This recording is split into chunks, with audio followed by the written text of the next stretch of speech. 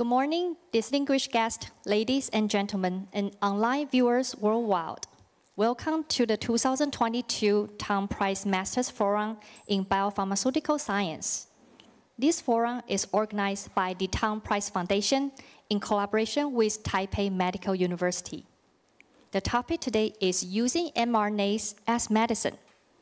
We are honored to have the 2022 Tom Price laureates, Dr. Kathleen Carrico and Dr. Drew Weissman with us. They will join us remotely from Philadelphia, the United States. Without further ado, we would like to invite to the stage the president of Taipei Medical University, Lin Jianhuang, to deliver the opening remarks. Ladies and gentlemen, please join us in welcoming President Lin.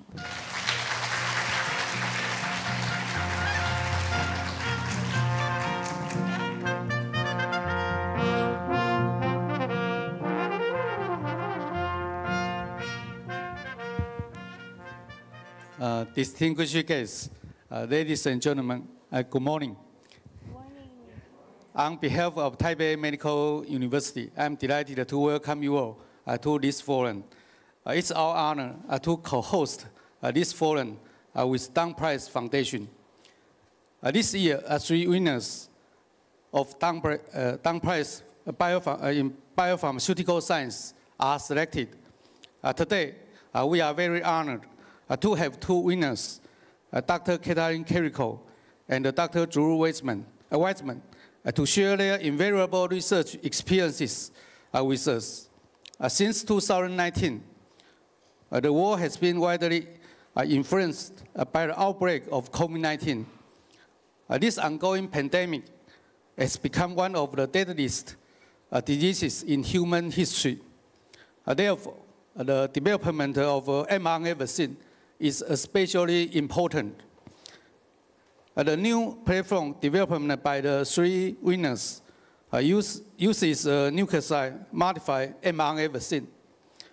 It overcomes 2 challenges people faced, which are innate immune response and the easy degradation of RNA. This ingenious approach breaks through the problems and was the key to the rapid development of the COVID-19 vaccine. It not only saves millions of lives, but also opens a new era of RNA-based therapeutics. Dr. Carrico is an expert in RNA and its chemical synthesis for efficient in vitro or in vivo protein expression. In addition, she has also systematically addressed many related issues to the application of RNA in vaccinology. Dr. Weissman has worked on HIV research with Dr. Fauci's team at the NIH. In collaboration with Dr. Carrico, Dr. Weissman started his research of RNA vaccine. They created Steers RNA that does not cause inflammatory response. In 2006, Dr. Carrico and Dr. Weissman co-founded a biotech company. Their outstanding research work has built a solid foundation for the development of both BNT and Moderna's vaccines for COVID-19, as well as set the best example of a rapid translation of basic research into clinical applications. This model is exactly the one Taipei Medical University is promoting. We have been actively encouraging our faculty members to translate their research results to clinical and industrial applications. Recently, we also engaged in the development of RNA-related research.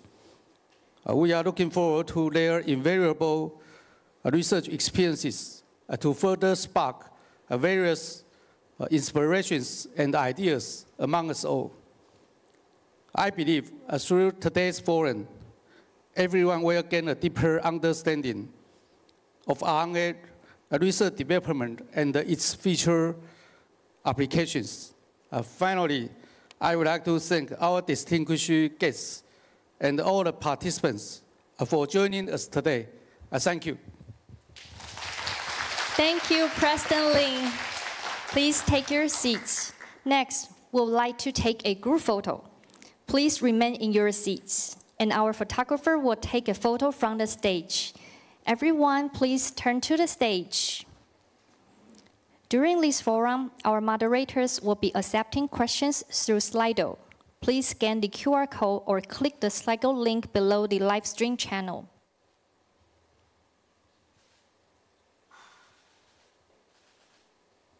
Thank you for your cooperation. To begin with, I would like to invite to the stage the host of this lecture, Dr. Gong Xingjian, Chair Professor of Taipei Medical University and Academician of Academia Sinica, to introduce our first laureates. Ladies and gentlemen, please give a warm welcome to Dr. Gong.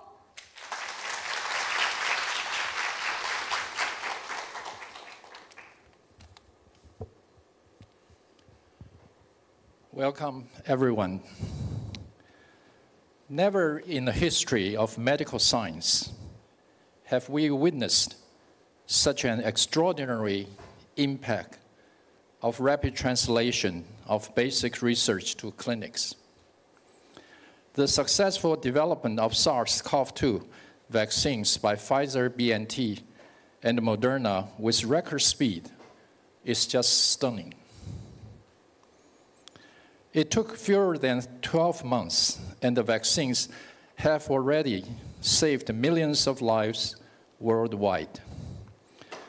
This rapid medical advance, however, does not come by easily, and is the result of arduous and sometimes underappreciated efforts of the brilliant and the perseverant scientists involved.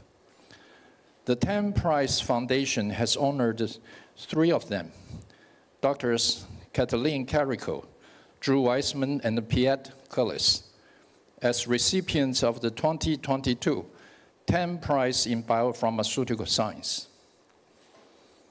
Today, we are delighted that Dr. Carrico and Dr. Weissman are joining us in this Masters Forum held at Taipei Medical University. They are online to attend this meeting.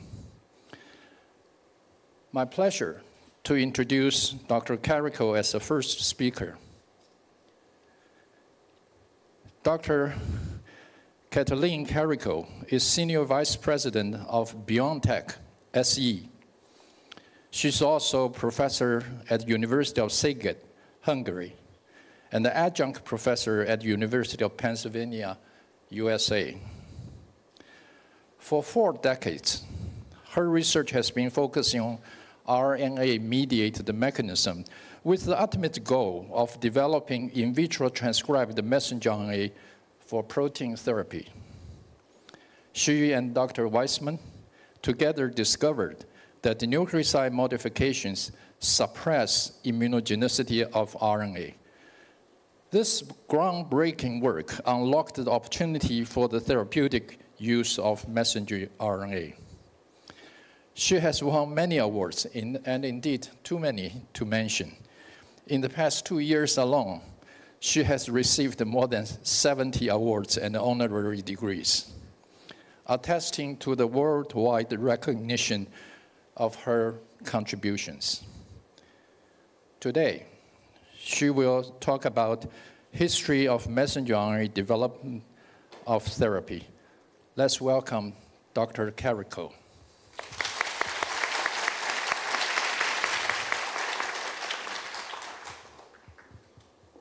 Thank you. Thank you very much, Professor Kung, for a very nice introduction.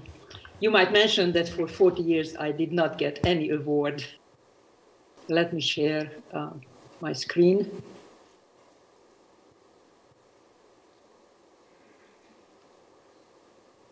And talk to you about the history of the mRNA development for therapy. And it all started with It all started with the discovery of messenger RNA. And as you mentioned, in last year, it became an FDA-approved COVID-19 mRNA vaccine, which is the first one which was approved. So it is 60 years passed, and during these 60 years, a couple of important things happened, which I will talk about, but most of the time it was just painstaking incremental improvement happened. So it started with the discovering of the mRNA, and two papers published in 1961 in Nature, both of them emphasizing that the intermediate that they found, it is very unstable. I don't have time to talk about even prior to that in the 50s, how the scientists were looking for this messenger RNA, discovering ribosomal RNA, tRNA, and so on. The importance is that with this discovery, we learn from information flow in every cells in our body, and every free living organism is coming from DNA to mRNA and protein. So the DNA is in the nuclei in form of chromosome in the eukaryotes, and the mRNA is getting to the protein factory, which is in the ribosome, and the protein is produced. At the beginning, of course, scientists could not synthesize RNA. They just could isolate and look at different aspects of it. They identified interesting 5' end in the RNA happened. Furuichi in Japan identified that. And in that year, in 1975, they also, other scientists found that both viral RNA as well as cellular RNA has this interesting 5' end. And if you receive the vaccine from Moderna, let's say, that was enzymatically kept, and that was also in 1975 discovered that what kind of enzyme, viral enzyme, could put this strange structure to the 5' end. Other scientists try to see that whether they can translate the RNA. As I mentioned, they couldn't synthesize, so what they did, they isolated, and they used reticulocytes, which is enriched for beta globin. And when they purified it, they, at the beginning in the 60s, they translated in the cell lysate or injected to frog oocyte. And more interestingly, in 1978, two papers was published in Nature where the messenger RNA was entrapped in liposome, so in a lipid, and delivered to primary mammalian cells. And they demonstrated that the protein was made by those cells which normally not express beta globin. So this was very important because this was the first time really messenger RNA was mammalian messenger RNA was used enveloped with liposome and delivered to cells. Liposome was actually introduced in London by Alex Bankham, and we also were in Hungary, where I was studying and working as an undergraduate student. We were learning about this liposome, and ourselves also we did delivery of nucleic acid, not RNA, but we delivered plasmid DNA to mammalian cells. But it was important as an undergraduate student, I started to work with this. But for my graduate studies, I started to work on RNA, which actually my colleagues here, everybody was organic chemists, happened my supervisor actually made cap analogs for the Furuichi and Aaron Shotkin to identify the cap analogs. But we were working in this antiviral compound, which was just discovered in '77, and this was this 2', 5' oligoadenylate. And so we delivered also this with liposome to the cells and tried to develop an antiviral compound. As you know, we are in the 70s, and even in the 90s, even in 2000, we just realized that we don't really have any good antiviral compound. But while I was doing these RNA work and liposome, scientists in Harvard University identified finally that maybe the best thing to make in vitro transcribed RNA is phage polymerase. In 1984, they identified the SP6 RNA polymerase, and 1985. The following year, it was T7 RNA polymerase, both one from phage, the virus of the bacteria. And the promoter is very short, and the enzyme fidelity is very high, and then providing the DNA template and 4 basic nucleotide triphosphate, they could transcribe the RNA, and using capping enzyme, they put a cap structure on it. So this was the first mRNA made in vitro transcription and coding for a mammalian human beta interferon. What they did, they injected to frog oocyte, those are large cells, and then after incubating these cells, injected cells, they could find in the supernatant that the medium contained antiviral activity. So this is the first time messenger RNA was made in vitro and coded for a functional protein. So what happened in the following years is that different laboratories started to make in vitro transcribed RNA. And they injected in vivo in mice and demonstrating translation in the animals, and used it for therapeutic purposes, or used this as a vaccine for infectious disease, like 2 papers describing influenza vaccines using messenger RNA, and others started to use for cancer vaccines. But you can see that every year there was just 1 paper, like in these days, maybe every day you have a paper on mRNA. But another interesting thing that those teams which were publishing in the early on, you didn't see that follow-up studies because the problem was with RNA. And that problem was that very small amount of protein was made, very short amount of time. And as we also learned later, that it was also immunogenic. So what happened the following years is that the translation improvement of RNA, so that from the early 60s, 61, even today, we have RNA performance was increased, purification, better cap, better structural element, modification, and so on, and also together with the formulation. So from the beginning, the liposome, and later other cationic lipid deliveries, and finally the LMPs. So all of these is an incremental increase.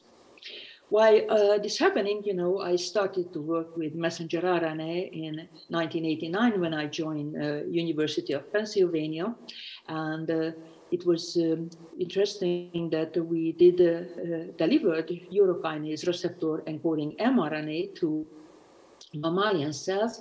And this protein, the encoded protein, is highly glycosylated, post-translation modified, and somehow the cell could do all of these things.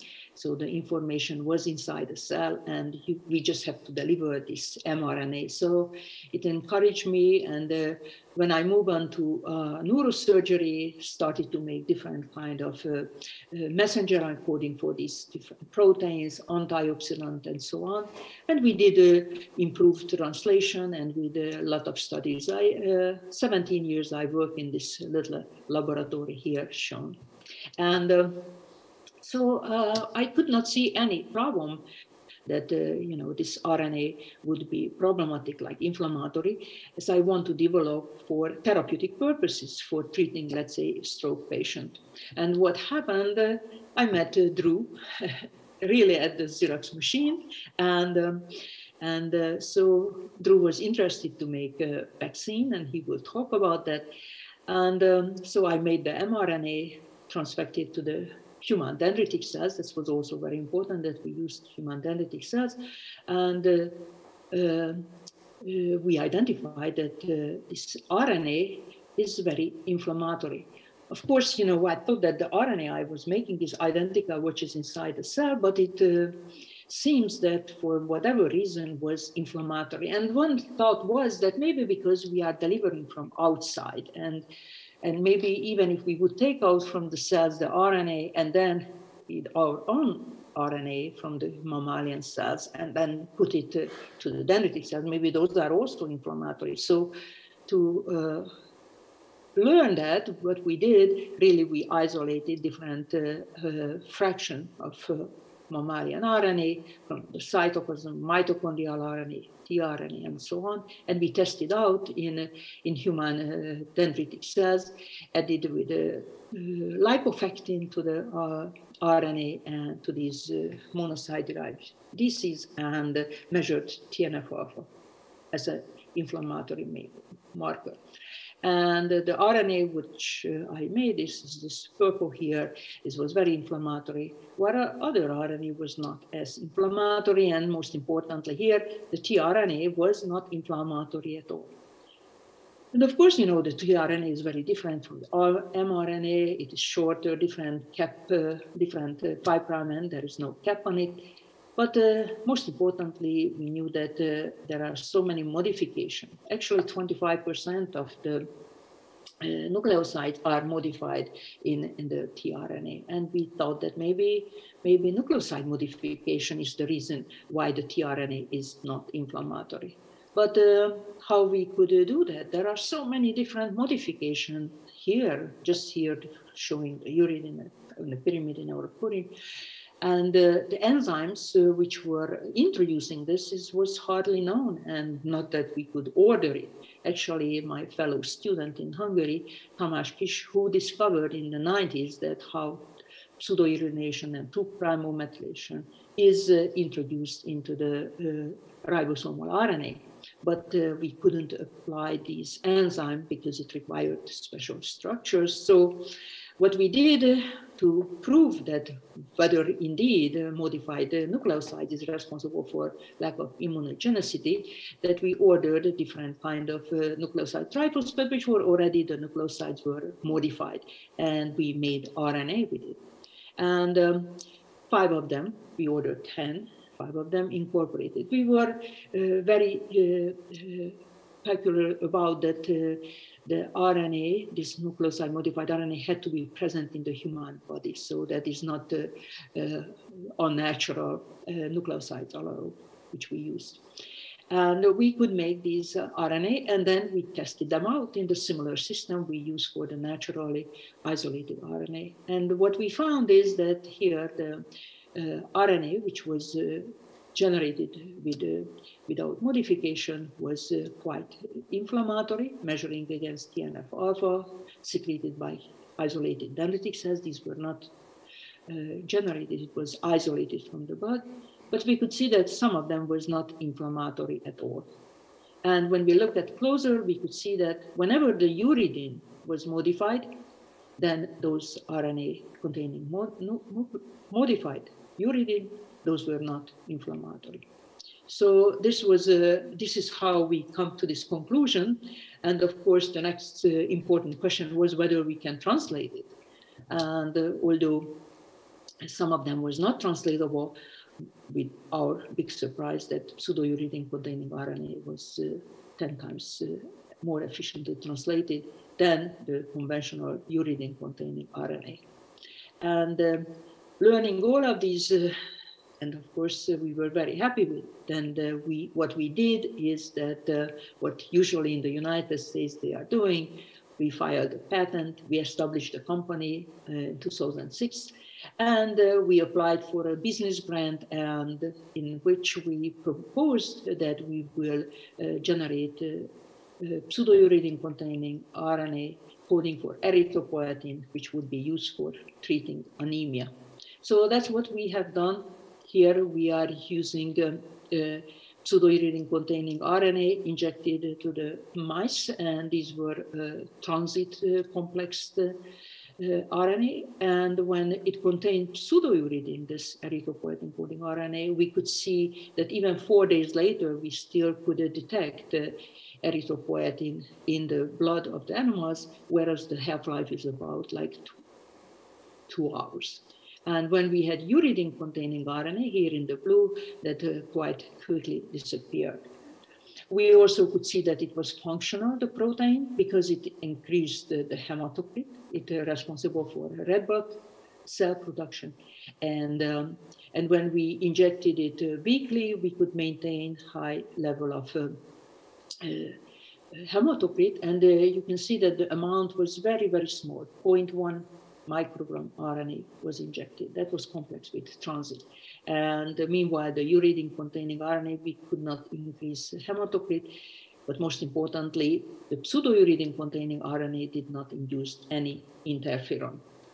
So that was where we had in 2012 and published this.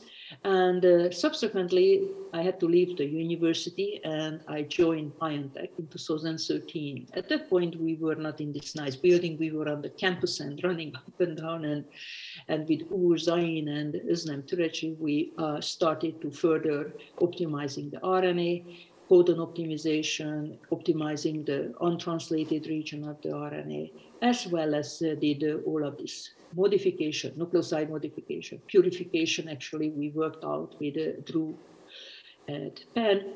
So when we did all of these improvements, what happened is now that what I showed you, what happened in the 90s, that small amount of protein, short period of time, now we could make so much more protein from these improved RNA, improved delivery methods, and it was extended translation we could find. And this is, so that, RNA is ready for prime time, and we started to use there to generate bispecific antibodies and injecting animals who are implanted with human tumors. We could generate, we could eliminate actually the already established large tumors by weekly injection of this mRNA coding for these bispecific antibodies, which recognize the T cells and the cancer-specific antigens.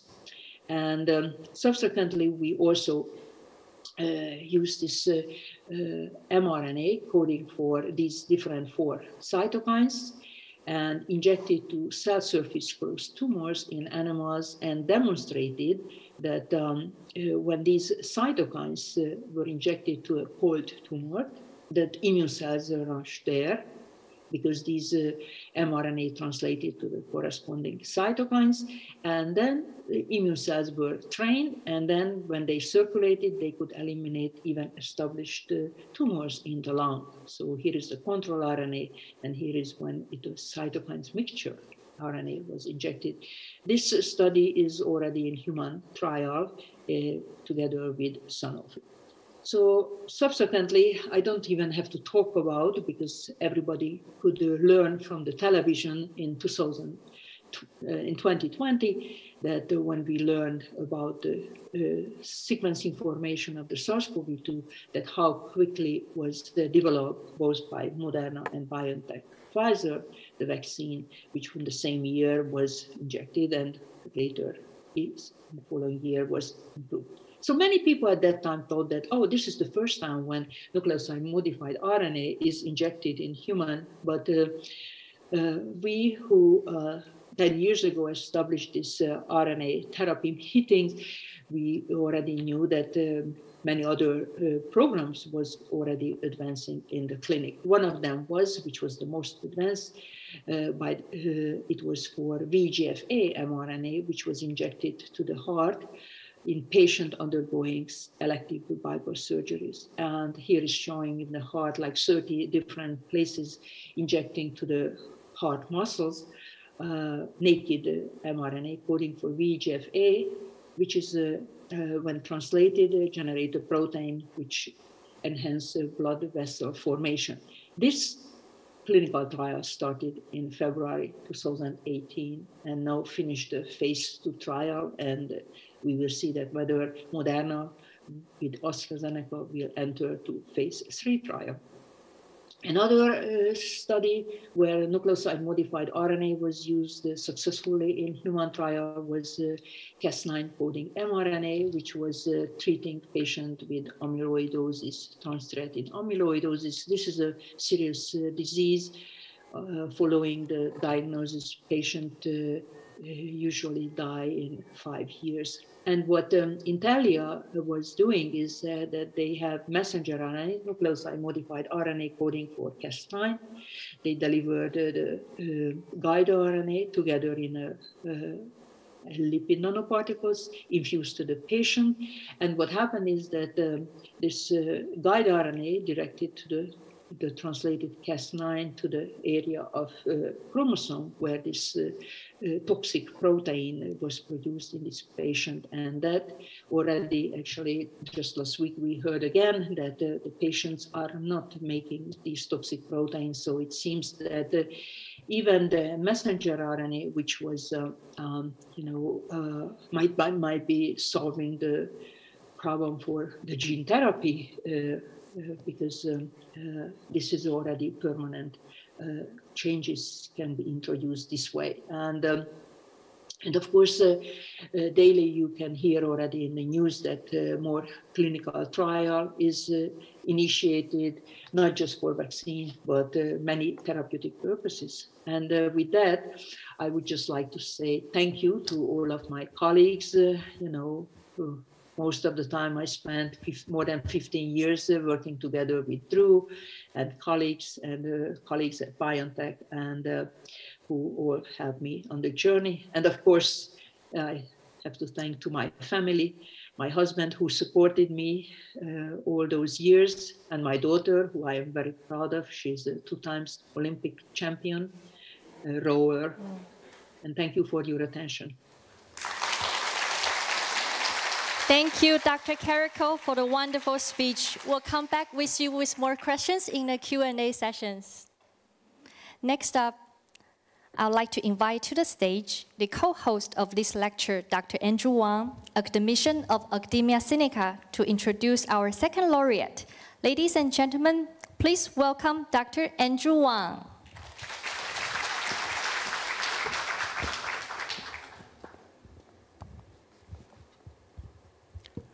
Thank you. It's a great honor to have this opportunity to introduce Dr. Drew Weissman. Dr. Weissman actually kind of stayed in Boston area for many, many years.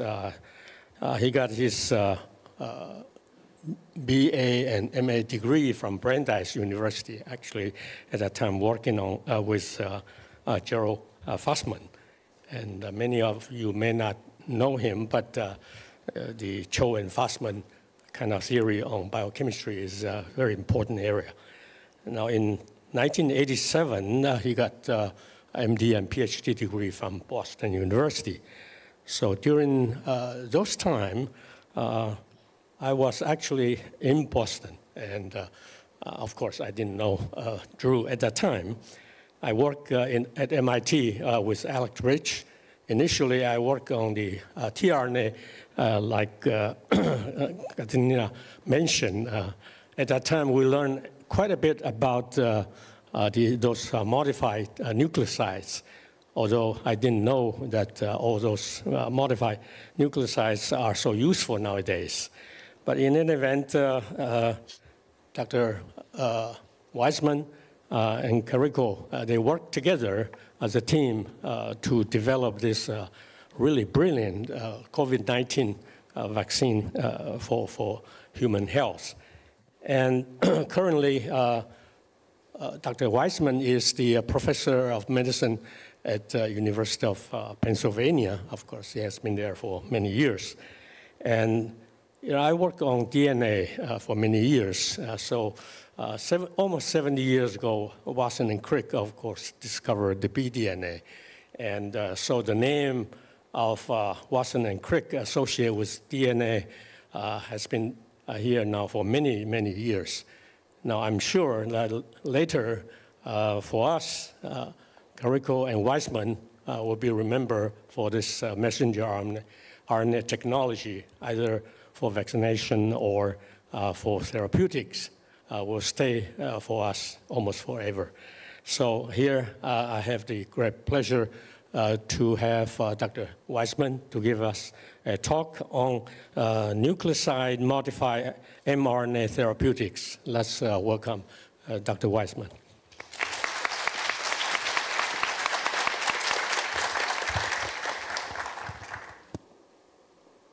Thank you very much for that wonderful introduction, and thank you for the Tang Prize in Biopharmaceuticals for honoring Katie, Peter, and I.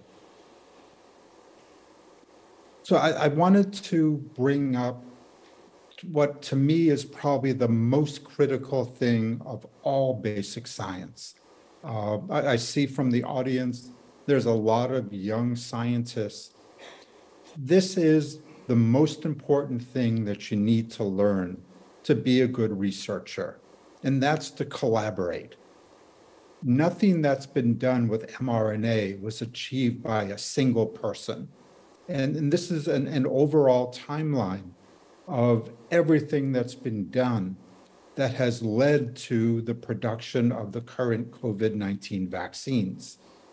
And if you want to get more specific, to make this vaccine, there was a variety of important first-of-its-kind identifications, all of which needed to be put together to make this vaccine. So when Katie and I started working together around 1998 or so, I was still going to HIV meetings. And I would meet people that I knew well, people like Gary Nabel and Tony Fauci and many others. And they would ask me what I'm doing, and I would sit and tell them about the RNA, and they would listen. And at the end, they would say something like, well, that's interesting, but nobody cares about RNA. It'll never be a useful therapeutic. It's failed clinical trials. Why don't you do something useful with your time? And I would try to argue, and I would point out to them that protein therapeutics is the largest growing element of the pharmaceutical industry. But to make a protein therapeutic, you start with a 50,000 liter drum of CHO cells or other cells that make the protein. Then you have to figure out how to purify it away from the cell culture contaminants. So that means that typical protein therapies, monoclonal antibodies, the most rapidly growing, start at $1,000 a dose and typically cost $100,000 a year for treatment. They're incredibly expensive. And when you want to make a new protein, you start over. You make a new cell line, you make a new purification. So it's a very expensive procedure. And what Katie and I would argue is that RNA was a simple reaction. Moderna, Pfizer use 100-liter bioreactors. 6 liters of RNA reaction makes 1 million doses of vaccine. So small size, small quantity. And if you wanted to change the vaccine, you put in a new coding sequence. And that's what Moderna and Pfizer have done with the new booster. They plugged in a new sequence. They didn't have to do clinical trials. They didn't have to do tox testing. It's very simple. The purification is a one-step procedure. So overall, RNA is incredibly safe, very effective, very easy to make, very easy to scale up. And I'll talk about this at the end. In thinking about vaccines, and I've always been interested in vaccines since coming over from the NIH, this is the outline of where these vaccines started and where we are currently. So the first vaccine that was developed was in the end of the 1700s, when Edward Jenner noticed that milkmaids who were working on cows that had lesions that looked like smallpox were not getting infected with smallpox. And his idea was to take the inside of those cow smallpox lesions and inject them into people. And when he did that, the people were protected. Now, what's important to note is that in this time period, they didn't know about bacteria, they didn't know about viruses, they didn't know about infectious organisms. They believed that disease came from air or food or water or spirits or who knows what. But Edward Jenner was smart enough to figure out that the pox lesions looked the same and maybe they would confer protection. So Katie and I worked for 7 or 8 years developing nucleoside modified mRNA. And once we completed that, we started looking at a variety of therapeutic developments. In this case, we started working on vaccines. And here, this is an influenza vaccine. And it's a comparison. So what you can see, this is the inactivated influenza vaccine that us older people get. This is the titer of antibodies that you see with this vaccine. This is the live virus vaccine that we give children. Again, this is the titer of that vaccine. This is the mRNA LNP vaccine that we immunized once. This is a titer of 1 to 2,500. It's 5 times stronger than live virus infection. Typically, vaccines never give you stronger responses than infection with the organism. So this caught the attention of pharmaceutical companies and biotech companies that the RNA LNP vaccine may be incredibly potent as well as easy to use and develop. But as an immunologist, I wanted to understand where this response was coming from. When vaccine people make a new vaccine, they're happy if they see a 2-fold increase in titer. So a 50-fold increase really surprised us. So we went back and we measured B cells that make antibodies. And there are different types of B cells. So the germinal center B cells rapidly proliferate, affinity mature, and make high affinity antibodies. They go on to produce memory B cells that are around for the next time you see that organism, and long-lived plasma cells that secrete the antibody in the circulation. We did an antigen-specific assay. So what that means is we took hemagglutinin that was similar to what was in the vaccine and labeled it with fluorescein, and then counted the number of B cells of each phenotype that bound fluorescein, that were antigen-specific. And again, we saw about a 50-fold increase in the number of antigen-specific B cells of each phenotype. We looked at bone marrow over a year later, and again, we saw enormous levels of plasma cells secreting anti-HA antibody, demonstrating the durability and potency of this vaccine. But we still wanted to understand what the mechanism of it is. So all B cell responses require CD4 helper cells. And there's one particular type of helper cell called a T follicular helper cell. The only job of this cell type is to form germinal centers. And in the germinal center, it interacts with germinal center B cells and supplies help in an affinity-dependent manner. So it selects for higher affinity antibodies. And then it drives them to switch class, to form memory cells, and to form long-lived plasma cells. So we went and we measured TFHs. And in this case, we looked in macaques. And we compared our RNA vaccine to an identical envelope protein with a double-stranded RNA adjuvant. This adjuvant is thought to be one of the most potent at inducing TFHs. But as you can see, the RNA LNP vaccine induced enormous TFH responses compared to the best adjuvant out there. So what that told us is that the RNA LNP vaccine worked from 2 main mechanisms.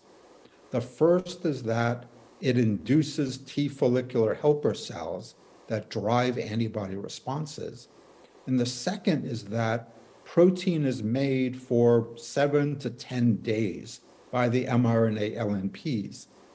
That leads to continuous loading of germinal centers with antigen, which is also important for generating good antibody responses. We made the HA vaccine and we wanted to test how potent was the vaccine. So as you know, every year we make a new vaccine because the hemagglutinin and the neuraminidase mutate. And every so often, we have a pandemic strain that's completely different from what was around the previous year. So here we vaccinated mice with an H1 HA, and then we challenged them with an avian H5 influenza, so completely different strain. No homology between these two viruses. And we had complete protection with the RNA vaccine. So this again excited pharmaceutical companies because it's a lead up to a universal influenza vaccine. We and others are working on many different vaccines. And what you'll notice is most of these diseases are ones where previous vaccines have failed. HIV, herpes simplex, malaria, EBV, influenza. These previous vaccines in clinical trials have failed. We're also expanding this, as well as others, for vaccines for allergies, food allergies like peanuts, and air allergens like dust mites, vaccines for autoimmune diseases, and cancer vaccines. But to me, one of the most exciting is new RNA therapeutics.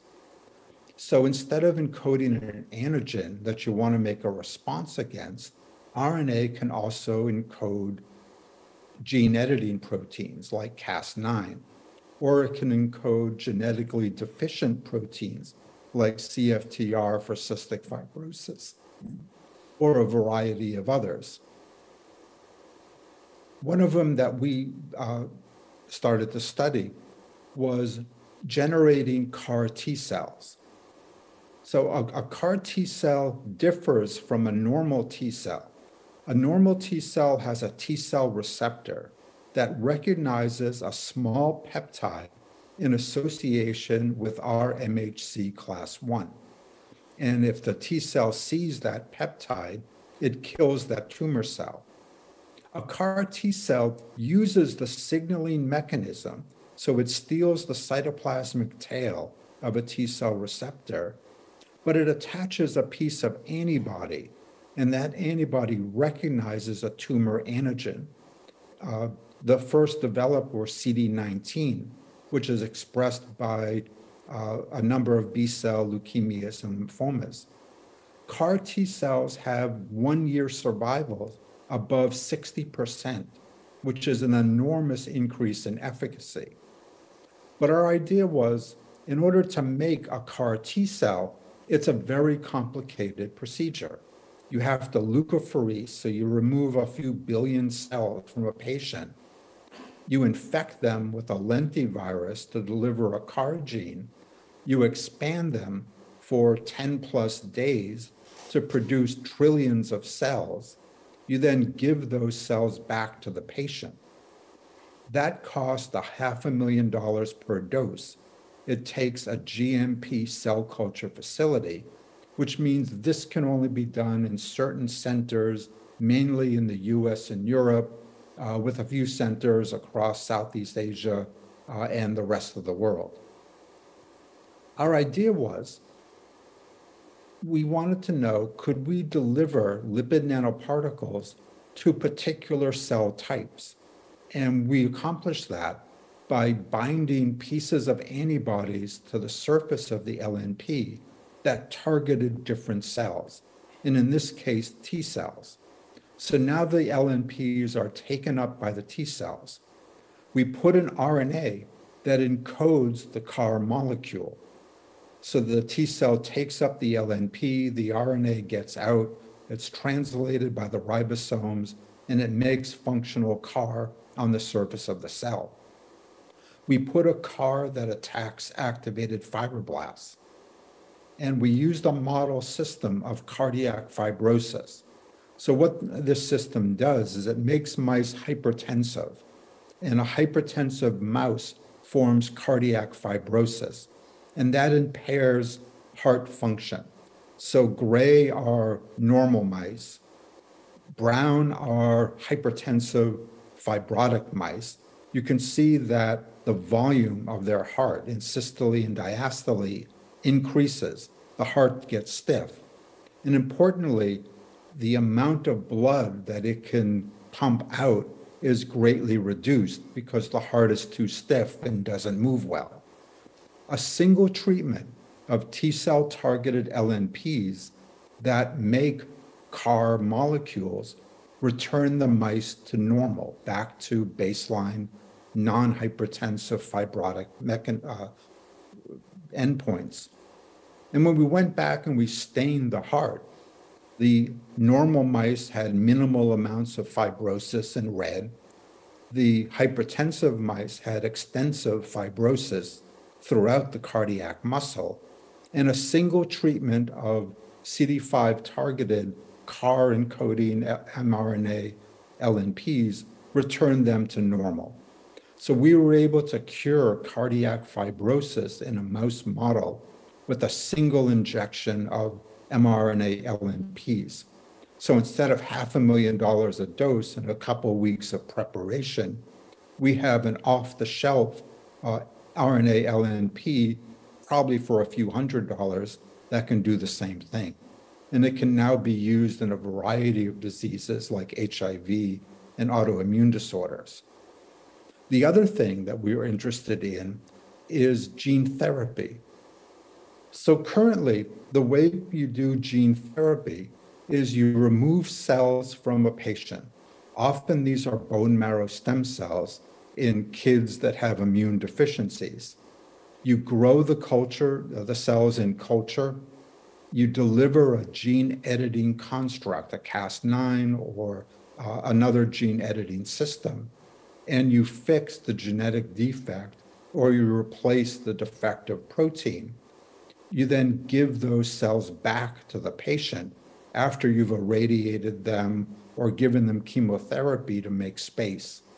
Again, this is an incredibly expensive, one-at-a-time procedure. It's problematic when you're looking at something like sickle cell anemia. 200,000 people a year are born with sickle cell. They're mainly in Africa and India, but they're present around the world. Ex vivo gene therapy is impossible in Africa and India from the lack of the sophisticated labs and the cost of the procedure. Our idea is that we can make RNA LNPs that target bone marrow stem cells. Here's our pilot experiments. So we've targeted the LNPs with the CD117 antibody. This is the c-KIT antigen that's expressed by repopulating stem cells and progenitor cells. We delivered Cre recombinase to LOXP mice and had 90+% of the bone marrow stem cells gene recombined.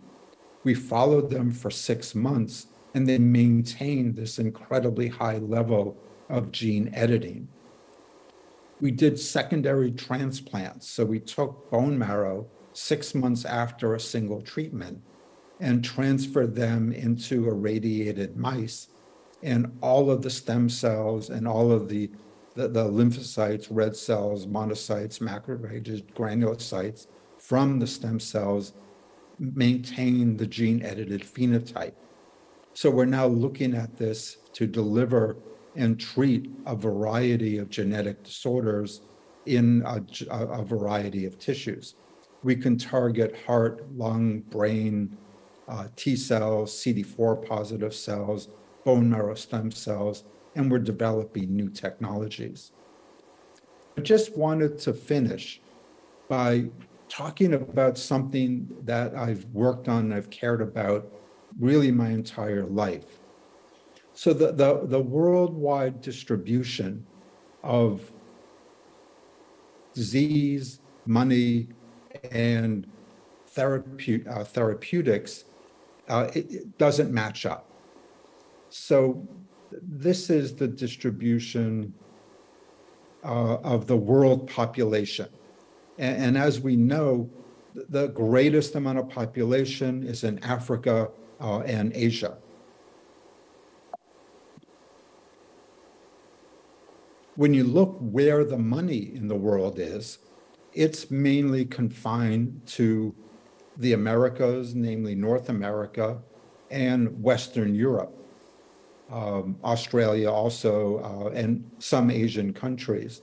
But where the people are is where the least amount of money is.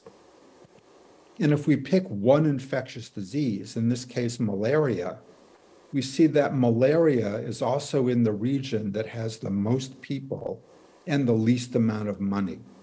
So what this means is that these countries and these regions don't have access to the best therapies and the newest vaccines and the newest drugs. Africa is still 25 to 30% vaccinated. So what we've done is we're working with a variety of other countries, in this case, Thailand and Southeast Asia, where we produced their own COVID-19 vaccine. The vaccine actually works better than the Pfizer-BioNTech vaccine, comparing this titer to these titers. And most importantly, we built a GMP site in Bangkok that can make the vaccine and distribute it to all of Southeast Asia and beyond. We've also built a GMP hub in South Africa that's now producing GMP-grade mRNA LNP therapeutics. My vision is that these GMP sites, combined with researchers who can make RNA vaccines and therapeutics, will allow regions to make therapeutics that they need. So we know that pharmaceutical companies have little interest in malaria vaccines for Africa, and they have little interest in tularemia or dengue for Southeast Asia. But now these countries and regions can make their own vaccines in their own GMP centers and produce whatever they think they need that they can't get from elsewhere. To me, that's the way we address the inequality of vaccines and therapeutics. So I need to thank the people in my lab and all of my collaborators. Thank you very much. Thank you, Dr. Weissman, for the amazing talk. Now it's time to move on to the panel discussion and Q&A sessions. For audience, please remember to scan the QR code and type your question online via Slido. Ladies and gentlemen, I would like to invite to the stage the host and co-host of this forum, Dr. Gongxing Jian and Dr. Andrew Wang, to moderate over the next two sessions. I also like to invite to the stage our panelist, Dr. Huang Qianyue, Vice President of the Development Center for Biotechnology, and Dr. Huang Liming, Distinguished Professor, Department of Pediatrics at National Taiwan University, and also the 2022 Tom Prize laureates, Dr. Kathleen Carrico and Dr. Drew Weissman, to join us online. Welcome. Dr. Gong, the floor is yours. Dr. Carrico and Dr. Weissman, that was just fantastic, very insightful, and very inspiring, very inspiring. Thank you so much. So what we will do is to start the panel discussion and the question-answer period. And we will start with the three panelists' commentaries. Then they may ask you, both of you or either of you, questions. Then we're collecting questions from the audience, whether in person or online. And then I will read the questions to you, and hopefully you will respond to us. So I would like to invite Dr. Liming Huang, Dr. Huang, who is an expert, infectious disease expert here. Dr. Huang is a distinguished professor from National Taiwan University.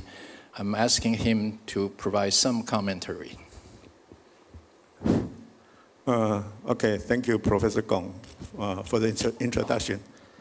First, I'd like to thank the organizer for inviting me to this important and valuable occasion to be a panelist.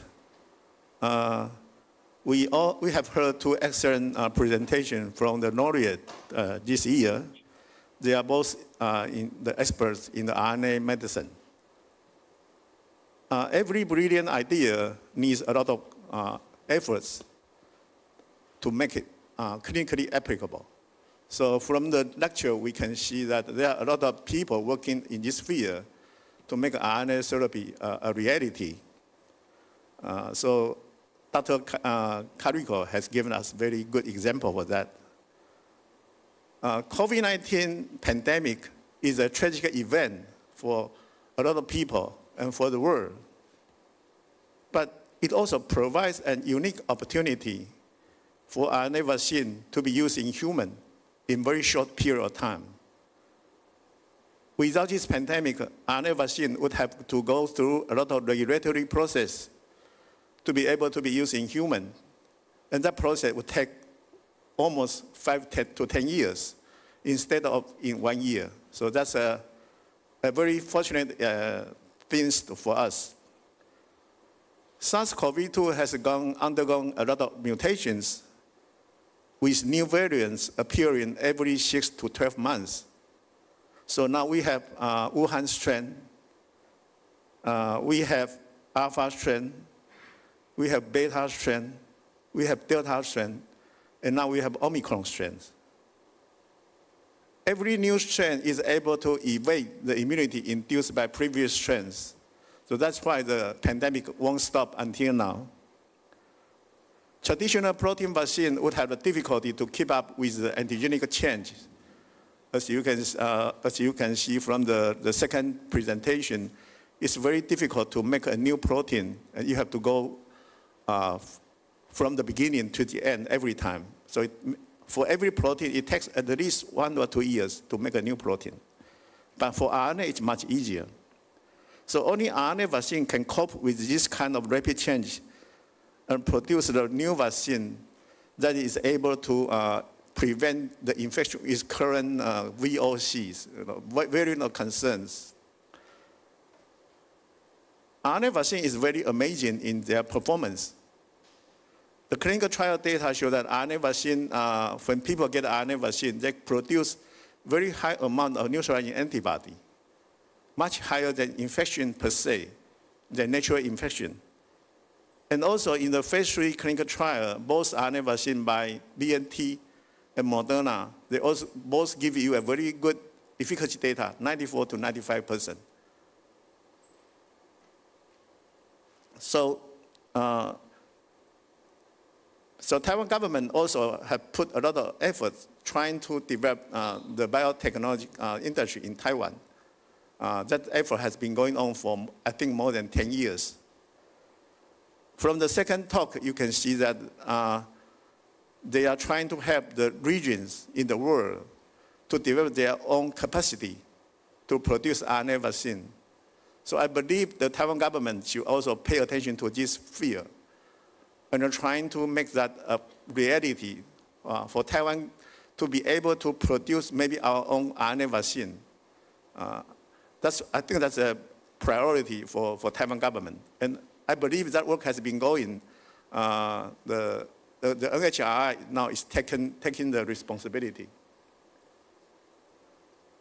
But I'm a clinician that following the large-scale use of the RNA vaccines, a lot of reactions have been reported. Some are expected, some are not expected. The most well-known complication or adverse effect is myocarditis. Myocarditis is inflammation of heart, which is not a trivial disease. And the myocarditis usually occurs within 1 week after injection. Young people have the highest rate of myocarditis, and boys are more likely to suffer than girls. There are a lot of mystery in this event. So RNA vaccine is such a new product that has been used in humans for less than 2 years. So the physicians, the scientists, and the lay people, they all have a lot of questions about the RNA vaccines. and about what happened after the long term. Maybe after you inject, every year you inject one RNA vaccine, or maybe you inject 2 or 3 RNA vaccines sequentially, what will be the long-term effect? So with that, I will raise my question to the two laureates. I think my questions are mainly to Dr. Weissman, but Dr. Carrico can also comment when appropriate. The first question is, please comment on the acute side effects such as myocarditis and the long-term safety of RNA vaccine. Is there any explanation about the mechanistic reasons behind the myocarditis, which happens so fast after injection? And the second question is, as a clinician, we observe a lot of immunological problem after injection of RNA vaccine. The most obvious example is the reactivation of zoster after injection of RNA vaccine. And also, a lot of people complain that their old disease that has been so good for maybe 2 years or 3 years and suddenly become worse after injection of RNA vaccine. So I also like to hear the comment of the laureate about the interaction between RNA vaccine and the immune system. So that's my comment and question. Thank you. So for the myocarditis, I think what's important is the denominator. So we hear about cases, but they occur at a frequency of 1 or 2 per 100,000 immunizations. They primarily occur in adolescent boys, but it's a mild disease that doesn't require extensive therapy, anti-inflammatories, and it passes very quickly. What people don't realize is that COVID-19 infection leads to heart damage, myocarditis, at a rate of about 30 times higher in many more patients. So if you're looking at a 1 in 100,000 risk for a mild interaction versus much higher levels of myocarditis, I think the risk is pretty clear that the vaccine is safe. The mechanism is the unknown, and we and many other researchers are now trying to figure out why this vaccine causes inflammation in the heart. Is it an immune reaction, similar to what's seen with streptococcus and other diseases? Or is it something to do with the lipid nanoparticles? There could be many components that lead to this. That leads us to the second question, which is the RNA LNP vaccines are incredibly potent. They induce antibodies that are 3 to 5 times higher than infected people. So they induce very potent responses, and they have high levels of adverse events. 80+% of people have a sore arm. 20% of people have fevers, feel lousy for a day or two, but again, they recover.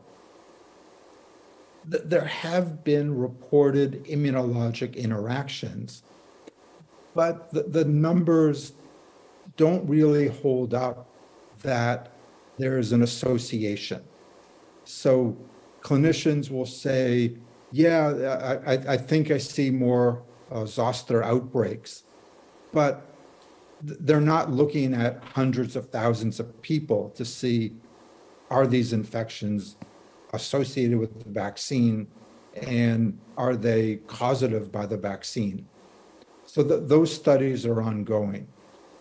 My guess is that the immune activation of the vaccine could induce immunologic reactions to other viruses that are present in the body or that we're exposed to.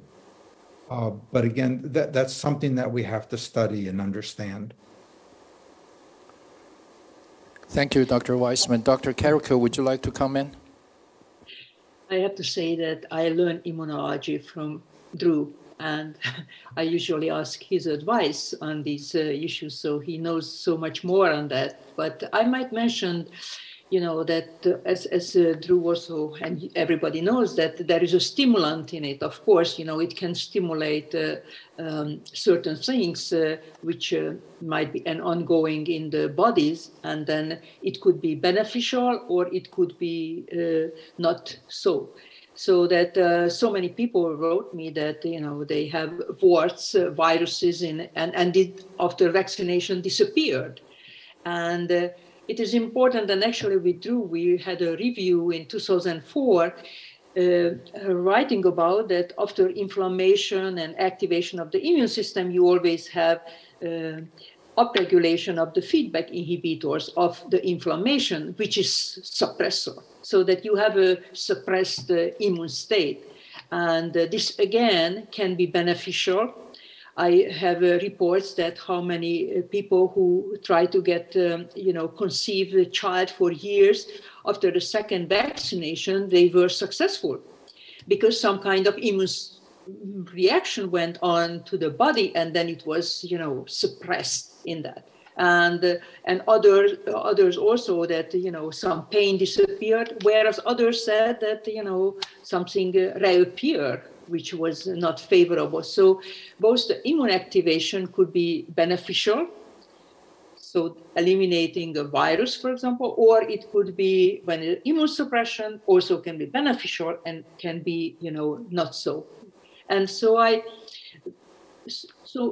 maybe most of the patient is complaining about, of course, the bad effect, and they forget to tell you that how many good things also happened during the vaccination. And people ask me that how they can get more of this vaccine, because now they don't have the joint pain, or they don't, disappear certain things. So, and other effects which like the menstruation cycle disruption, if you can read 100 years ago, the first vaccine also, they already reported that. So that other vaccine also causing things, but because it never happened that 1 billion people get something in the same time. And then it seems that, oh, did you get it? I get it also. And so they are more likely that, and of course the social media and others can accelerate all of this discussion. So that's also a factor in it. Thank you, Dr. Carrico. We shall move on, and I'd like to invite Dr. Michael Huang, Vice President of Development Center for Biotechnology. It is an institute that bridges academia and the biopharmaceutical industry. Michael. Okay, thank you. First, thank you, Dr. Carrico and Professor Weissman for a wonderful talk, very inspiring. I'm from the Development Center for Biotechnology, which is also called the DCB. It is a non-for-profit organization established in 1984 with a major mission to help to facilitate the growth of Taiwan's biotech industry. So we are more close to the industrial park part of in biotechnology. We are also develop new drugs, okay? We heavily engage in development of small molecular drugs, antibody drugs, ADC, and also cell therapy, etc. With our, most of therapeutic areas in oncology, immune oncology, etc. I'm very glad to tell you that recently we also add a new research arm in nucleic acid drugs in RNA research, that we are not only developing RNA drugs, we also develop other technologies such as LNP technology and also manufacturing technology for mRNA and etc. So we are really want to closely follow the trend of the development advancement of the medicine here. Just as Professor Weissman mentioned that for the advancement of medicine, it required collaboration. So we have lots of collaboration with academia, with other research institutes also. Our main function is to translate, okay, from the basic research science and move toward the commercialization direction. So that's our main mission.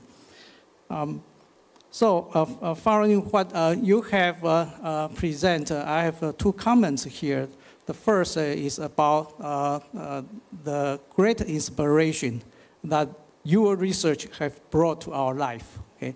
Not only the help saving our life through the development of the vaccine, but also the story of your research itself is very inspiring. Okay? When I mention about this, particularly, I'd like to thank Professor Carrico for your passion for science and for your tenacity and for so many hours working in a lab that focus on the mRNA that has brought a great result to our life.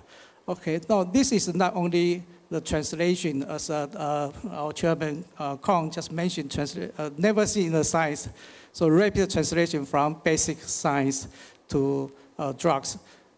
But in my eyes, it is a transformation, okay? It's inspiring, transform that the young scientists, our young generation, their mind, that if they work on something that's really good for humans' life, they will get success if you persist on it.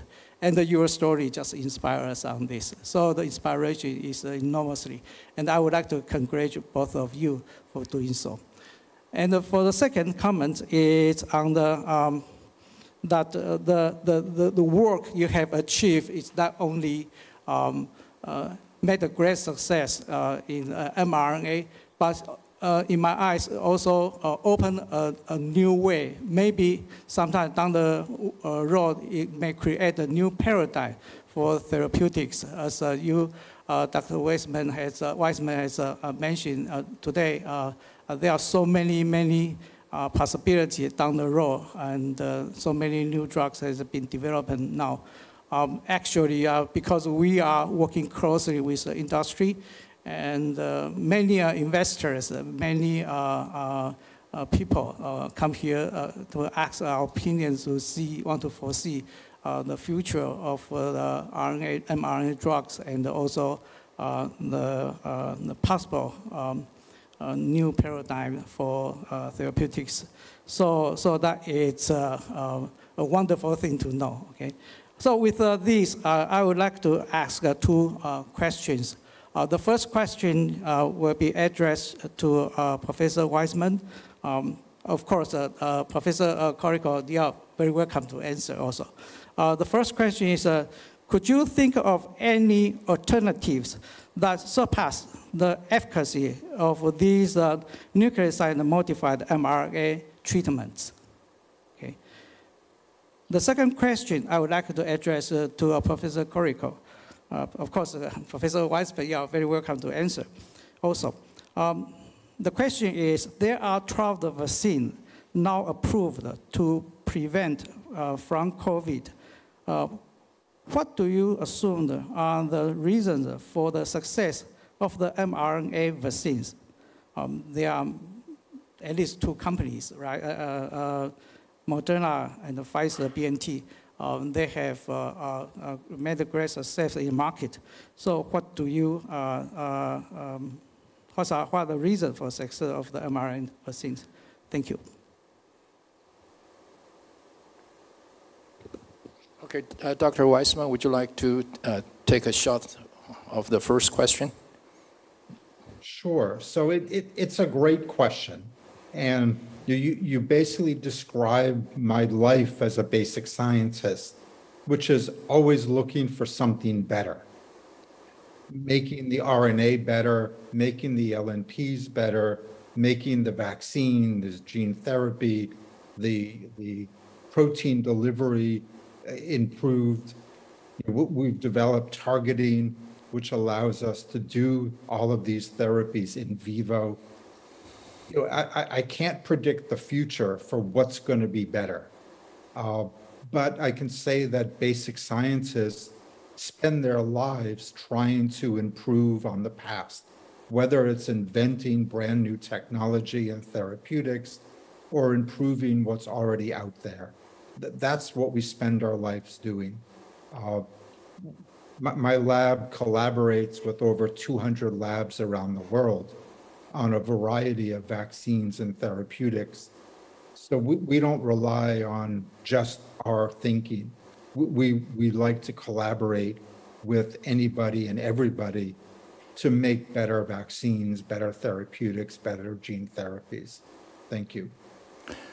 Thank you, Dr. Weissman. Dr. Carrico, I think the question was about why your vaccines are so successful, much more than protein or inactive virus or other things. Yes, I actually, Drew presented the main reason and why it is so successful. You can, and everybody knows, you can make it very simple. It is cheap, it is quick to produce, and of course it is so effective. And so we already know that the lipid nanoparticle contains one component, the ionizable lipid. This is the adjuvant. And it is critical because this adjuvant is not inducing interferon. And the nucleoside modified RNA is not inducing interferon. That's also very important because we already learned that if interferon is induced, then we get much lower level or no antibody at all. And so the success is, it seems like an overnight success, but I can tell that how many overnight we worked so hard. And I might mention here also for all of the young students there is that Drew and me, we worked really shoulder to shoulder and with our own hands, so that Drew was generating these cells, which was very novel. I never heard about at that time when I met him about the dendritic cells, that he could generate these human dendritic cells. And then, I was making the RNA, and we educated each other and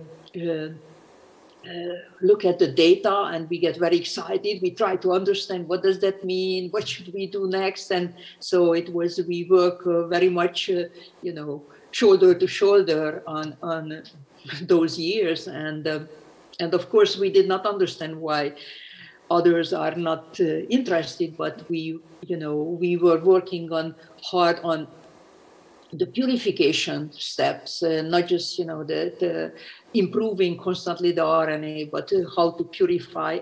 And Drew is a physician who visited the patients, and then coming back from his medical service, comes to there and did the HPLC machine trial, a new purification and whatnot, so that we did.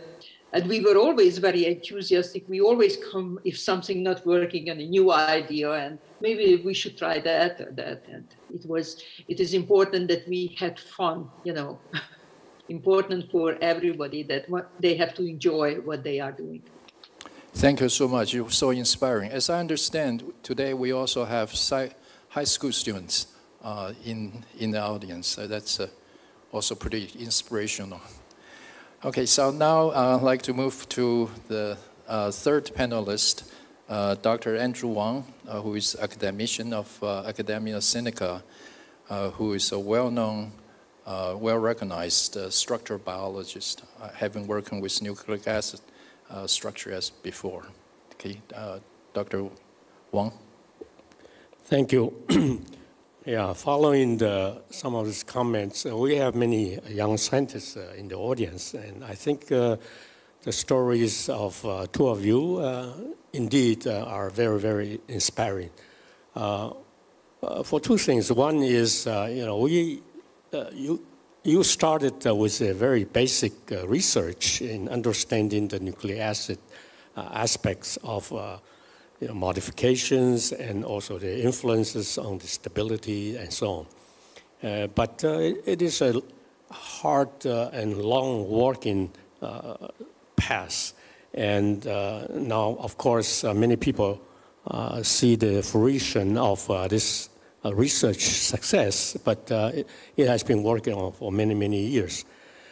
Now, in terms of a question of whether or not there are things that we can still do, I think there are still many things. I'm a structural biologist, as Dr. Kong mentioned. Now, the messenger RNA, many people may think as just a linear molecules of these codons in there. However, we do not really know whether or not the selection of codons are important or not, because you can, for each amino acid, you can have several choices. Which one is a better one, and so on? That's a question. Does it have a secondary or tertiary structure that might influence the efficacy of this translation? And that's also another question. Now, how about the proteins that you try to create? That if it involves glycosylation, what are you going to do with it? Do you want to remove it or you want to change it, and so on? So those are some of the comments I have. Now, in terms of questions I would like to raise is maybe on a technical side, for the delivery of this COVID-19 vaccines or other vaccines, do you think, right now, I think mostly we do it by injection, but what about transdermal microneedle patch or nasal spray, some kind of nebulizer methods? Would that be a reasonable choice or even a better choice in terms of the delivery? That's the first question. The second question related to, Drew mentioned that, for distribution of those very effective therapies or vaccines to the kind of less developed countries. Now, would let's say, the stability of those materials be important? So do you think one can design better RNA product which may be stored or transport under normal temperature, maybe even 4 degrees or room temperature, so that less developed country can afford to have this material for a longer time? Those are two questions I address to you. Thank you. Maybe, Drew, you can, we always target you, huh? Sure. So, the storage, people remember when the vaccines were first released, and they need to be stored at -70. But what they don't realize is that happened because everybody was in a rush to get the vaccine out. So to do stability studies, that takes 6 months, 12 months. And Moderna and Pfizer-BioNTech weren't willing to do that. They've now done that. So the Moderna vaccine is stable for 2 months at 4 degrees. The vaccine that we made in Thailand is stable for 6 months at 4 degrees in a fridge. And that's long enough to distribute it to anywhere in the world. Arcturus has developed a freeze drying of their vaccine, so it's stable at room temperature. And we're also working with other companies to develop other ways of freeze drying. So I think in the future, stability is not going to be an issue with mRNA LNP vaccines. I think that's been solved, and it continues to be solved as we move into the future. On this one, I would mention something. First of all, we had stability data because -80 Celsius, we already had other RNA samples, so we already knew that for years you can keep it. So you have to realize also that whether you are making a vaccine and you can keep it for years, or whether you have to keep it at -20 and then 6 months going through the inventory, and 6 months later you have to throw those out, which is expired. So we already had data for the -80, and of course had to generate data for the other temperature. Of course, we were interested too. You don't say that we were not interested to do the stability study. It has to be done with that material, which was eventually get there. So that, you know, higher temperature you keep that, but then it is a shorter period of time. And again, another things, what Ru mentioned, lyophilization, you definitely, you can keep it higher temperature, but lyophilization is very, very expensive. And also there is a limit, because if the RNA is too long, then also you have to keep it in maybe -20. So there is also other components, and you can change the chemistry. You can put there 2' methylation, but you just can see recently was published, it is not translatable. So then you will run into another problem that you don't get protein from it, which would make it. And for the microneedles, you know, with Drew, we were. When we were at Penn working together, we met people who made biodegradable microneedle. They even, you know, tested out in my hands and see that we thought that it is such a great idea. But I learned working in the biotechnology that the industry that so which seems a very good idea might be not that so, because you know, the people's skin is different, and you are not 100% sure that whether it get in or how much, and the surfaces. So that there are many nuances there which can influence that how much material gets how deep. I mean, somebody is has more fat, and then where it ends up this material, or skin is thicker or something, and so, and also inhalation is. I mean, if lipids gets to the lung, it can be quite toxic. So, you know, again, you know, some kind of nose drops would be reasonable, but, you know, people are working on it, and they already had some results. Thank you. Thanks a lot. Okay, so now we're opening to the general audience, and I need someone to help me to open up this iPad. So bear with us. There will be probably another 30 minutes, 25 to 30 minutes. I know it's pretty late at your time, but bear with us. There was another issue was about the codon optimization. You know, you asked prior to that. I might mention that, you know, sometimes codon optimization eliminates out-of-frame product, which was for the SARS-CoV-2 actually was shown last year that one out-of-frame product was actually is a very good immunogen. And if you codon optimize, you don't have that. Okay, we shall start our questions. Okay. So we just, Andrew, you and I will take turn. Okay, so let me do the first one.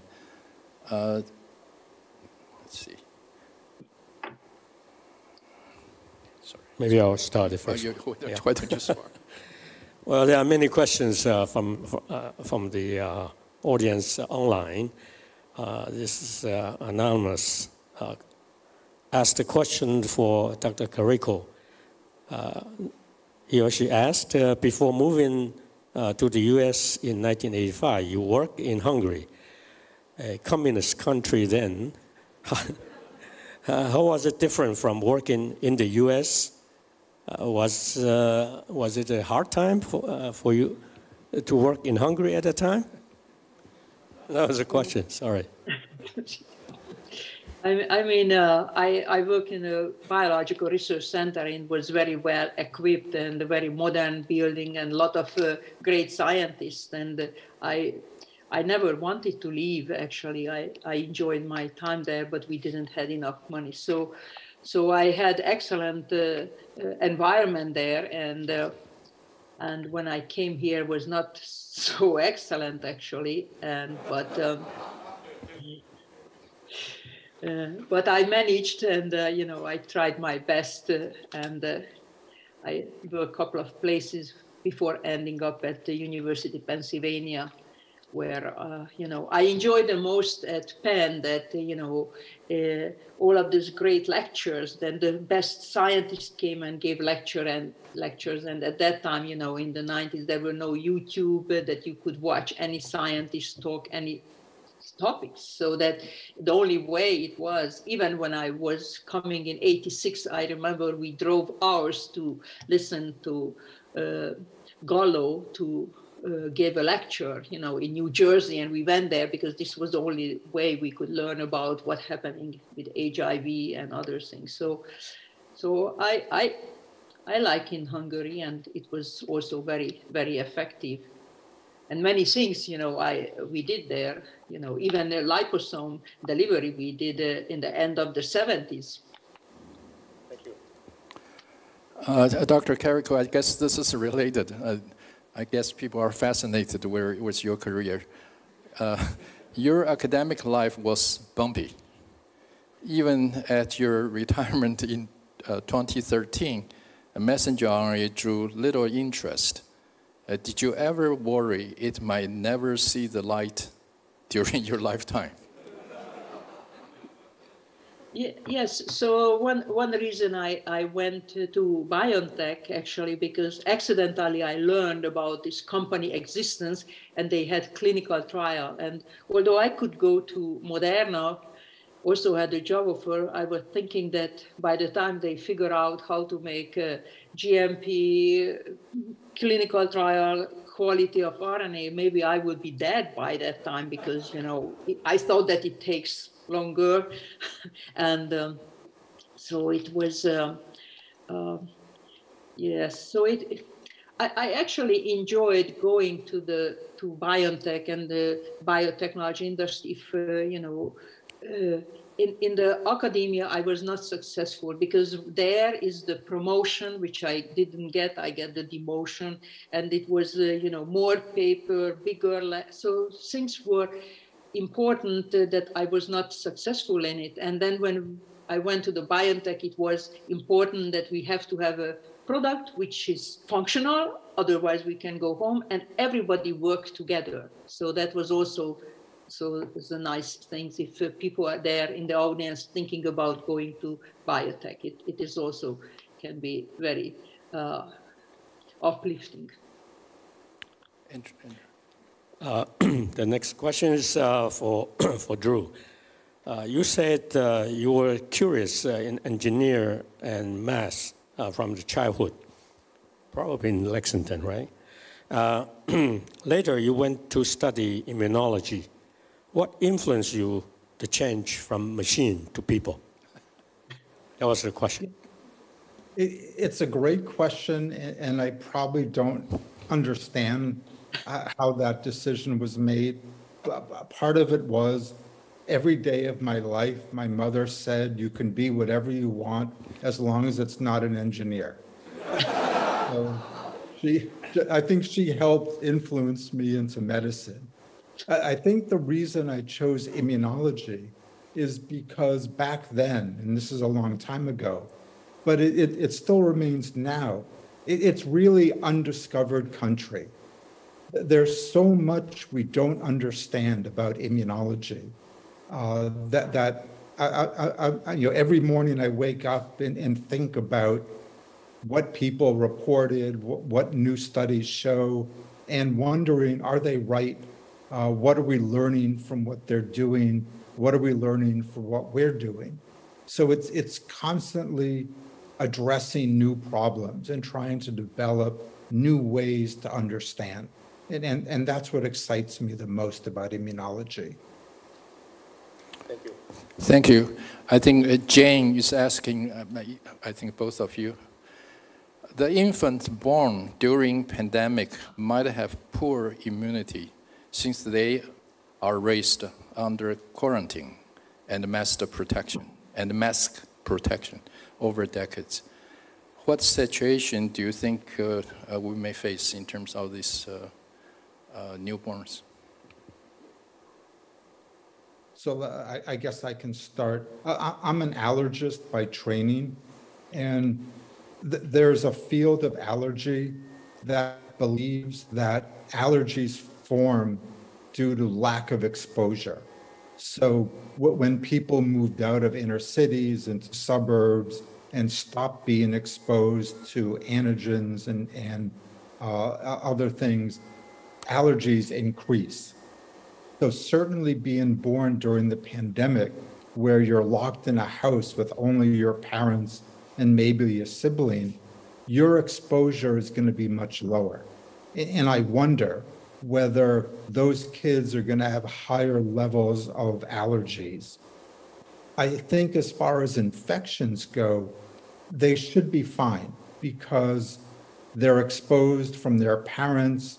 The quarantines were months, not 10 years. So I think they've been suitably exposed, and I wouldn't have a problem that they're going to be immunosuppressed to infections. But the allergies concern me. Oh, okay, thank you. Yeah. Well, the next question is from Lin Qihong. It's a long question, so bear with me. Professor Weissman, just like you said, mRNA vaccines can directly stimulate immune cells in Gemini Center and help generate better immune response. My question is, before 10 years old, lymphocytes would continue generating and educate by bone marrow and thymus. This young lymphocytes would tolerate all antigens. I'm not sure whether this is right. They attached before educate after they become circulating lymphocytes. What is possible effect of mRNA vaccines for immunity for, well, low age, I think should be a young age receiver? That was the question. Sorry, it's a long question. Yeah, so I'm not sure I completely understand, but we've looked at immunizing baby mice, baby hamsters that are a couple days old with RNA vaccines, and they make very potent responses. So after we're born, our immune systems, even though they're naive, they're ready to respond and make effective responses. Typically for humans, the first 6 months of life, you have maternal antibodies that give you extra protection against a variety of diseases. But if you're exposed during that time to a strong vaccine, you'll make a response. If you're infected with a strong pathogen, you'll make a response.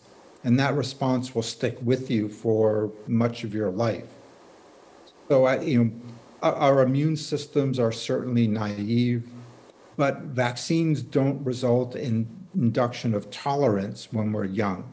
We respond to them, we make protective responses. So I'm really less concerned. And we've seen the same in fetuses. When their mothers are immunized, the fetus is born with maternal antibodies that protect them from that disease. They don't become tolerant to the disease. Okay. It just jumped, sorry. This is related to your question, actually. I'm curious about shelf life and the storage of messenger RNA vaccines as they are more sensitive than protein. Are there possible improvements? I thought you have somewhat respond to that. Okay, so sorry, let's move on to the next one.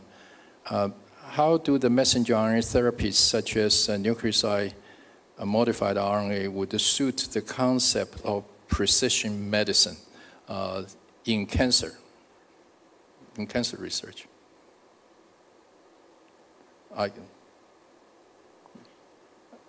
Is that too vague a question? I guess, how do you direct a personalized therapy? I mean, Moderna is using nucleoside-modified RNA for cancer vaccines, whereas BioNTech using conventional RNA. Because for cancer vaccine is not the antibody, but more the cellular immune response is important. And so it might be not important. We have to see. Because, you know, the generating a cancer vaccine is much more challenging because for the virus, it was obvious that it has to be targeted spike protein, but for the cancer, it is, there are cancer antigens, but not necessarily those are the drivers, and they, you know, even if it is eliminated and some cells will die, you know, the tumor might still grow. So that to figure out exactly that what should targeting by the cancer vaccine is still, you know, in the progress right now. Constantly we are learning, and so is the vaccines is getting better and better, and but more learning is needed. But considering whether it is nucleoside modified or not modified might be, doesn't matter. We have to see. Okay, thank you. Andrew. Okay, the next question is related to the modified nucleoside. In 206 to 208, why don't you use N1-methyl pseudouridine as main modification instead of pseudouridine? And maybe I'll add a little bit further questions. Those modified nucleosides, my understanding is pseudouridine, for example, is produced in large quantity in a Japanese fermentation company or something like that, and from microbial source. So this kind of very specialized microbial source, are they available in other countries? Or, you know, if we want to make mRNA modified nucleoside mRNA, we need to get those materials as well, right? So there are two parts here. One is N1 methylated pseudouridine versus uridine. As I mentioned, we were using what was commercially available. And we were limited only that we will use what is naturally occurring in the human body. Because we already were aware of the 5-position iodinated, like called phyluridine, for example, which was not toxic for mice, not toxic for monkeys, but 5 volunteers died out of the 15 when they tested out for hepatitis. So we wanted to use nucleoside-modified RNA, nucleoside-modified triphosphates, you know, so we had to get already triphosphate, and so, as I mentioned, we purchased 10 different ones, and of course, you know, whatever incorporated, that was selected. And even in our 2005 paper, we already showed that the 2'-O-methyl, the pseudouridine, the 2'-thiouridine, and 5-methyluridine, that all of the 4 is reduced immunogenicity, so that we knew that uridine modification was required, and these were the commercial available at that point. So in our patent, we listed all of the nucleoside modified naturally occurring in the body. And so as I showed in my slide, you know, for uridine containing, you can have like, you know, 10 more, but we already could see the pattern that that's the rule. Thank you. I mean, if you look at our patent, the claims list N1-methyl pseudouridine as a modified nucleoside to use for RNA therapeutics. So we thought about it in 2005, but we had to wait for a company to make the triphosphate version in order to test it. Thank you. So the question is, hello, I'm curious about the BNT and the Moderna vaccine, both using messenger RNA skill, but why the protection time was so very different? Is that true or not? I don't know. Whether it's a company secret or not, I don't know.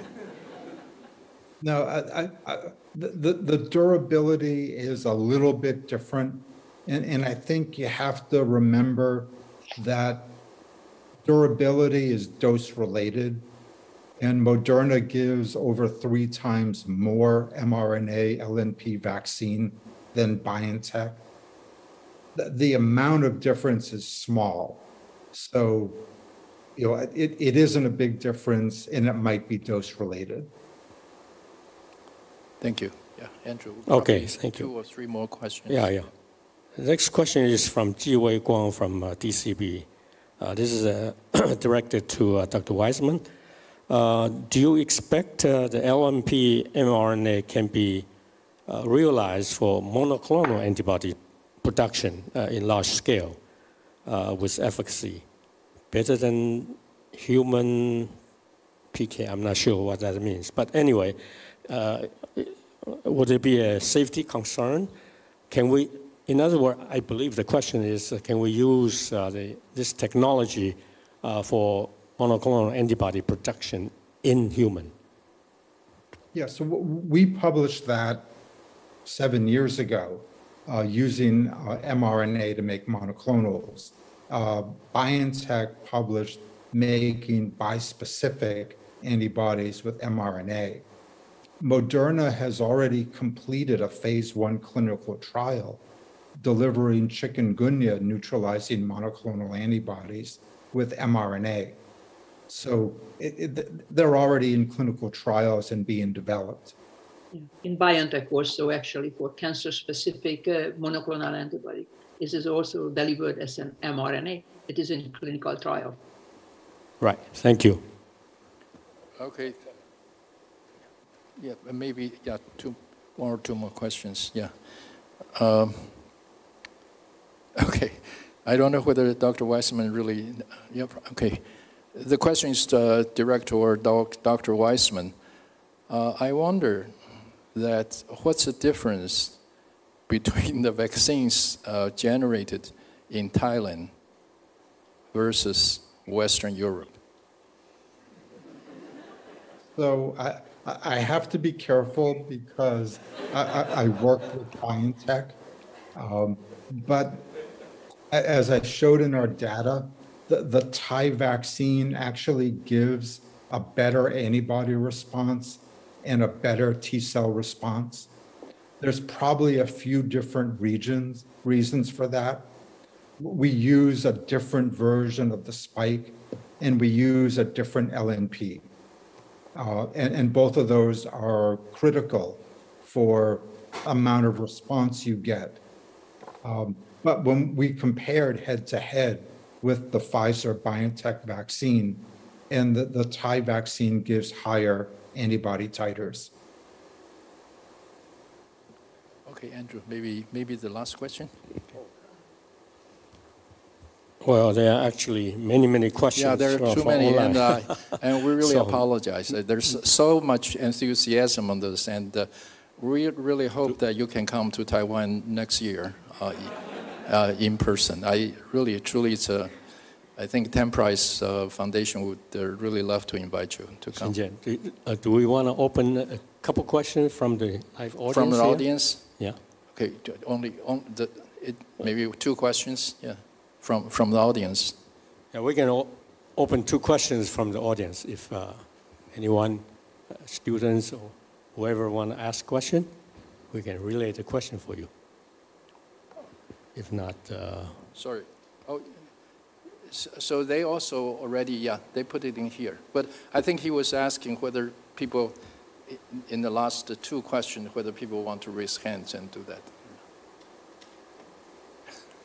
Okay. So I guess the lights, so we can't see the audience in the back. But anyway, maybe 1 more question? I can't. Anyone raise hands? It's quite late in the East Coast of the United States. Maybe you have the final question. Yeah. Well, I don't know. There's so many questions here. Yeah, there are too many questions. I'm really sorry that. Okay. Well, this concern about the safety, I think Drew already mentioned it's quite safe, but I think people still worry that after you put this messenger RNA into your body, and one question is they are not specific to an organ or to a place. And so they wander around in the body. Would that create potential damage or side effect on our system? That was the question. You know that for years we had to answer the question that, oh, it will degrade, it will be gone so quickly. And now that all of a sudden, you know, with the vaccine, oh, it might be stay around, you know, it degrades. But okay. Well, people actually mention, I don't know if it's true or not, somehow the messenger RNA create a DNA form into the product. Is that true? No. It's impossible. Isn't there some reverse transcriptase inside the cell? Even if even if you got into a positive cell that had a reverse transcriptase, there are no sequences that the RT can recognize to make a copy. It's a normal mRNA. So we would see our genomes full of mRNAs if that was possible. So that it just doesn't happen. And we don't have a mechanism, anything in our body that the RNA would go back to the nuclei. There is not. You need viral proteins recognizing specific sequence to take it. So thank you so much. I have to conclude this live streaming. It's also first experience for us. It's a little bit nervous here. But thank you so much, and thank you for your very, very fantastic lectures. So inspiring, so insightful. And we really hope we can see you sometime in person, perhaps next year. And thank you for staying up late. It's really late. Good night and have sweet dreams. Okay, so. Thank you very much.